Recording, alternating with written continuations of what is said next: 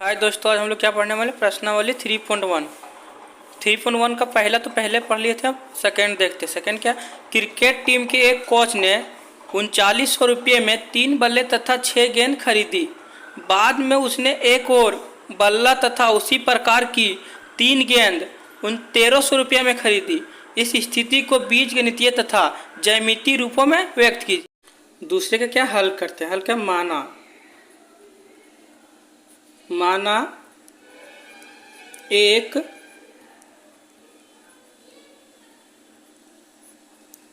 एक बल्ले की कीमत, एक बल्ले की कीमत क्या, x मानते हैं।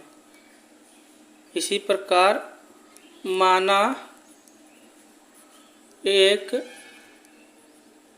गेंद की कीमत y। शर्त पहला, क्रिकेट टीम के कोच ने कितना 3900 रुपये में, कितना 3900 रुपये में 3 बल्ले तथा 6 गेंद खरीदे थे। कितना, 3 बल्ले। तो एक बल्ले की कीमत क्या माने, x माने, तो 3 बल्ले की कीमत कितना आ जाएगा, 3x हो जाएगा। प्लस कितना, 6 गेंद खरीदे, कितना 6 गेंद। तो एक गेंद की कीमत कितना है, y। तो 6 गेंद की कीमत कितना आ जाएगा, 6y। तो 3 बल्ले तथा 6 गेंद को खरीदने में कितना रुपये लगा था, उसको 3900 रुपये लगे थे। कितना, 3900 रुपये लगे थे। ये क्या हो गया मेरा, समीकरण 1 हो गया। अब शर्त 2 क्या है, बाद में उसने एक और बल्ला तथा 3 गेंद खरीदे। कितना, 1300 रुपये में। कितना, एक बल्ले। तो एक बल्ले की कीमत क्या माने, x माने हैं। एक बल्ले तथा 3 गेंद खरीदे, तो एक गेंद की कीमत कितना है, y है। तो 3 गेंद की कीमत कितना हो जाएगा, 3y। 1 बल्ला तथा 3 गेंद को खरीदने में कितना लगा था, उसको 1300 रुपये लगे थे। ये क्या हो गया मेरा, समीकरण 2 हो गया। इसको क्या बोला, बीज गणितीय तथा ग्राफीय रूपों में व्यक्त करने बोला। तो ग्राफीय रूपों में व्यक्त करने के लिए सबसे पहले क्या, इसका सारणी बनाना होगा, x और y का वैल्यू निकालना होगा। ग्राफीय रूपों में व्यक्त करने के लिए सब क्या, x और y का वैल्यू निकालना होगा। x और y का वैल्यू किस निकालेंगे, अगर x का मान निकालेंगे तो एक बार y को 0 रखेंगे, जब y का वैल्यू निकालेंगे तो एक बार x का मान 0 रखेंगे। सबसे पहले क्या, x का मान एक बार समीकरण 1 में क्या x का मान रखते हैं। जब x का मान रखे हैं समीकरण 1 में, तो x की जगह पे क्या हो गया, x बराबर 0 रखे हैं, तो 3 इंटू 0 हो गया प्लस 6y इक्वल टू 3900। तो x 0 के साथ जो गुना होगा 0 हो जाता है, तो x cos ये 0 हो गया। क्या बचा, 6y इक्वल टू 3900। इधर 0 हो गया, क्या बचा, 6y इक्वल टू 3900। अब 6y के साथ क्या है, गुना में है, उधर जाएगा क्या लग जाएगा, भाग लग जाएगा। तो y इक्वल टू क्या बचा, 3900/6। अब 6 से इसको भागा दो, कितना बचा, 6 छक 36। कितना बार में, 6 बार में। यहाँ कितना बचा, 3 बच गया। कितना होगा, जब 3 आ गया कितना हो जाएगा, 3 यहाँ 30 हो जाएगा। 6 5 30, 0 कितना आया, 650 आया। एक बार फिर क्या करते हैं, समीकरण 1 में y का मान 0 लेते हैं। जब y का मान 0 लिए तो x बराबर क्या होगा, ये टर्म पूरा 0 हो गया मेरा। ये टर्म क्या हो गया मेरा, पूरा 0 हो गया। क्या हो जाएगा, 3x plus 6y equal to 3900। जब हम y इक्वल टू 0 लिए तो क्या बचेगा, 3x plus 6 into 0 equal to 3900।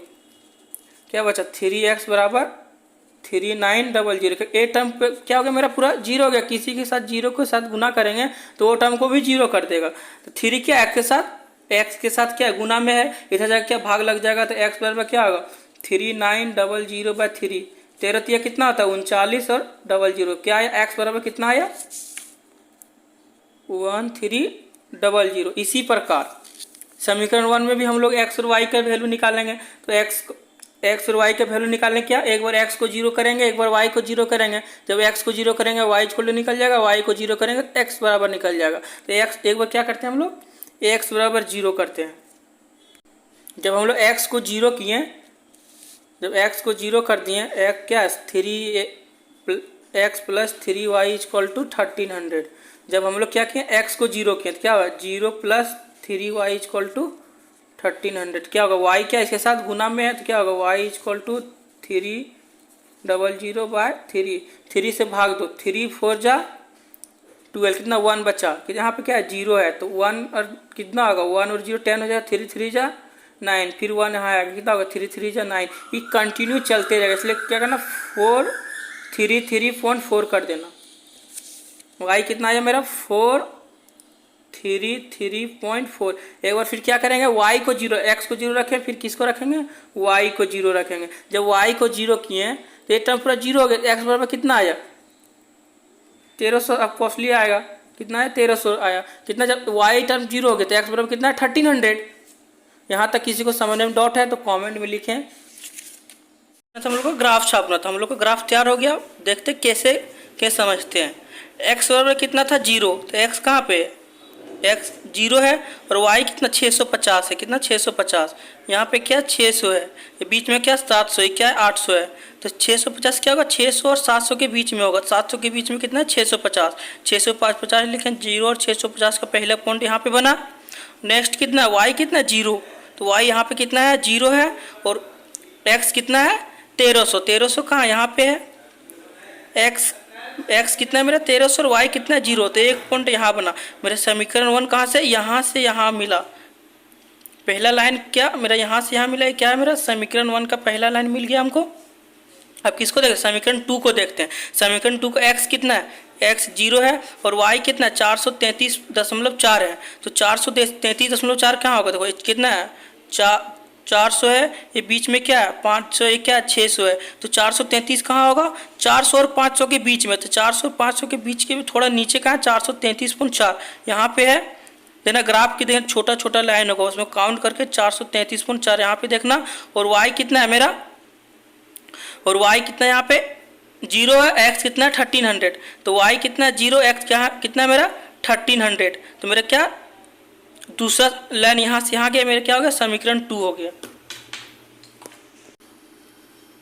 2 का तो हम लोग हल कर लिए, 3 का हल करेंगे। तीसरा क्या है 2 किलोग्राम सेब और 1 किलोग्राम अंगूर का मूल्य किसी दिन 160 रुपये था। 1 महीने बाद 4 किलोग्राम सेब और 2 किलो अंगूर का मूल्य 300 रुपये हो जाता है। इस स्थिति को बीजगणितीय तथा ज्यामितीय रूपों में व्यक्त कीजिए। तो हम लोग तीसरे का हल करते हैं।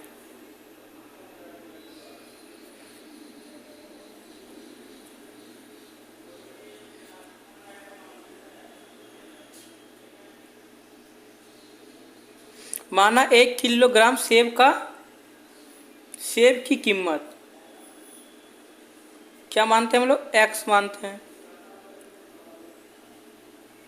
माना 1 किलोग्राम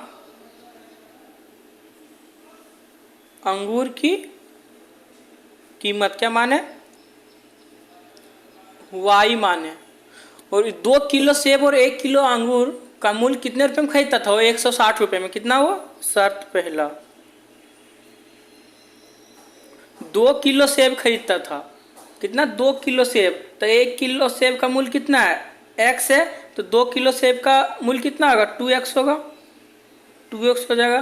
कितना 2 किलो सेब और 1 किलोग्राम अंगूर खरीदता था तो 1 किलोग्राम अंगूर का मूल्य कितना y है तो कितना हो जाएगा y।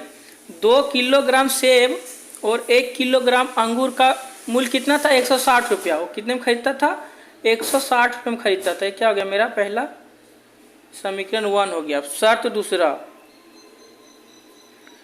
फिर वो कुछ दिन बाद कितना 4 किलोग्राम सेब और 2 किलोग्राम अंगूर खरीदता है। कितने में खरीदता है 300 रुपये में। कितना सेब खरीदता है 4 किलोग्राम, कितना 4 किलोग्राम तो 1 किलोग्राम सेब का मूल्य कितना है x है तो 4 किलोग्राम सेब का मूल्य कितना होगा 4x होगा। 4 किलोग्राम सेब और कितना 2 किलोग्राम अंगूर खरीदता है तो 1 किलोग्राम अंगूर का मूल्य कितना y है तो 2 किलोग्राम अंगूर का मूल्य कितना हो जाएगा 2y। 4 किलोग्राम सेब और 2 किलोग्राम अंगूर कितने रुपए में खरीदता है वो 300 रुपये में खरीदता है। क्या हो गया मेरा समीकरण 2 हो गया। क्या बोला हमको ग्राफीय रूपों में व्यक्त करने बोले, बीजगणितीय तथा ज्यामितीय रूपों में व्यक्त करें। किसमें? ज्यामितीय। किसमें? ग्राफ में करना है। ग्राफ करने के लिए सबसे पहले क्या, एक्स और वाई का मान निकालना होगा, सारणी में निकालना होगा। हम लोग को सारणी बन के तैयार होगा। क्या निकालना होगा? एक्स और वाई का वैल्यू निकालना है। एक्स और वाई का वैल्यू निकालने के लिए एक बार एक्स के जगह पे 0 पुट करेंगे तो वाई कितना, वाई निकल जाएगा, और एक बार वाई की जगह पे 0 रखेंगे तो एक्स निकल जाएगा। सबसे पहले क्या करते हैं हम, एक्स की जगह पे 0 रखते हैं। कितना रखते हैं? 0 रखते हैं। तो एक्स बराबर जब हम पूरा 0 किए, ये टर्म को पूरा 0 कर दिए, जब एक्स की जगह पे हम क्या रखें, 0 रखें, तो क्या रखें, 2 × 0 प्लस वाई इक्वल टू 160। ये वाला टर्म क्या हो गया, 0, तो वाई इक्वल टू कितना आया, 160 आया। कितना आ गया? 160। अब एक बार क्या करेंगे, एक्स का वैल्यू निकालने के लिए वाई के जगह पे 0 रखेंगे, तो वाई के जगह पे 0 रखें तो वाई का टर्म क्या हो गया, पूरा 0 हो गया। क्या बच गया मेरे पास, 2x बराबर 160। इसलिए x बराबर, x के साथ तो क्या है, गुना में उधर जाएगा, क्या भाग लग जाएगा, तो 160 को 2 से भाग लगाएंगे, कितने कटेगा, 80 आ जाएगा। तो y x इक्वल टू कितना आया, 80। y 0 रखे तो x कितना आया, 80 आया। अब फिर किधर चले, समीकरण 2 की ओर चलते हैं। फिर इसमें क्या, x और y का वैल्यू निकालना है। तो y का वैल्यू निकालने के लिए x को 0 रखेंगे और x का वैल्यू निकालने के लिए y को 0 रखेंगे। तो पहले क्या करते हैं, x को 0 करते हैं। यहाँ पे जब समीकरण 2 में x को 0 किए तो x 4 × 0, तो ये टर्म पूरा हो गया, क्या मेरा 0 हो गया। तो क्या बचा, 2y इक्वल टू 300 बचा। 2y बराबर कितना, 300 बचा। कितना, 2y इक्वल टू 300, कितना 200 बराबर 300। इसलिए y बराबर कितना आएगा, तो इधर क्या है, 2 के साथ y क्या है, 2 के साथ गुना है, तो इधर जाएगा क्या, भाग लग जाएगा। जब 300 में हम 2 से भाग लगाएंगे कितना बचेगा, 150 बचेगा। कितना बच गया मेरे पास, 150। और क्या, x निकालने के लिए y 0 रखेंगे, तो एक बार क्या किया, y 0 रखें। जब y 0 रखें तो ये वाला टर्म क्या हो गया, पूरा मेरा 0 हो गया। क्या बचा मेरे पास, 4x बराबर 300। इसलिए क्या बचा, जब y को 0 किए, तो y को 0 किए, क्या बचा, 4x इक्वल टू 300। तो x बराबर क्या आएगा, x बराबर 300/4। तो 4 को 300 काटेंगे, 300 को 400 से काटेंगे, कितना मतलब 75 आएगा। तो x बराबर कितना आ गया मेरा, 75 आ गया। हम लोग क्या इसका ग्राफ बना लिए। ग्राफ समझते हैं कैसे क्या हुआ। सो x का वैल्यू कितना, समीकरण में 0 था, x कहाँ पे, यहाँ पे 0 है, y कितना है, 160 है। x 0 और y कितना है, 160 है। यहाँ पे 160 है, कितना, x 0 y 160। पहला पॉइंट कहाँ पे बना, यहाँ पे बना। और फिर देखो y कितना 0 है, y कितना है 0, x कितना 80 है। x कहाँ पे, यहाँ है, 80 है, तो x कितना 80, y कितना 0। मेरा पहला लाइन कहाँ से गया, यहाँ से यहाँ, क्या है मेरा, समीकरण 1 हुआ। समीकरण 1 का काम हो गया मेरा। अब किसका देखते हैं, समीकरण 2 का काम देखते हैं। x कितना है, 0 है। x कितना समीकरण 1 में 0 है। y कितना 150 है, तो 150 कहाँ होगा, 140 यहाँ है, 160 ऊपर में है, तो बीच में 150 होगा। तो y कितना 150, x कितना 0, y कितना 150। एक कहाँ है, एक पॉइंट यहाँ पे बना। और फिर दूसरा पॉइंट y कितना है, 0 है, y कितना है 0 है, और x कितना है 75 है। तो यहाँ पे कितना 60 है, यहाँ पे क्या है 70 है, बीच में क्या है, यहाँ पे 80 है, बीच में क्या 70 है। तो 70 और 80 के बीच में क्या होगा, 75 होगा। x कितना है 75 और y कितना है 0 है। एक लाइन कहाँ गया मेरा, यहाँ से यहाँ, क्या हो गया मेरा, समीकरण 2 हो गया। किसी को समझने में डाउट तो कमेंट में लिखें।